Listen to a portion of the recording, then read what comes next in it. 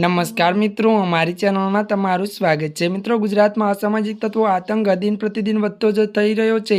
એવામાં આજે શહેરમાં વધુ એક ત્યારે મિત્રો ખુલ્લેઆમ ફાયરિંગની ઘટના સામે આવી છે। મળતી માહિતી મુજબ અમદાવાદના બોપલ વિસ્તારમાં અજાણ્યા યુવક દ્વારા 2 રાઉન્ડ ફાયરિંગ કરવામાં આવ્યું હતું, જેમાં એક વ્યક્તિનું મોત નીપજ્યું, જોકે હત્યા પોલીસ ગોઠવે ચડાવી છે।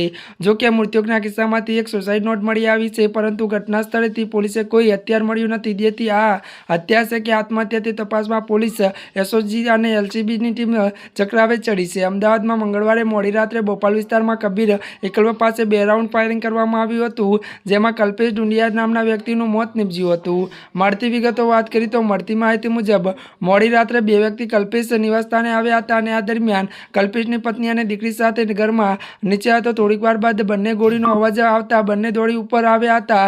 જોયું તો ત્યારે મિત્રો ગોળી વાગવાને કારણે કલ્પેશ ગંભીર રીતે ઇજાગ્રસ્ત થયો, જોકે સારવાર માટે તે પહેલા જ તેનું મોત નીપજ્યું હતું। જે આ મિત્રો અત્યારની આ દુઃખદ ખબર મળી રહી છે। ત્યારે મિત્રો આજના માટે આટલું જ। અમારી ચેનલમાં નવા હોય તો અમારી ચેનલને લાઇક, શેર અને સબસ્ક્રાઇબ કરી દેજો। ધન્યવાદ।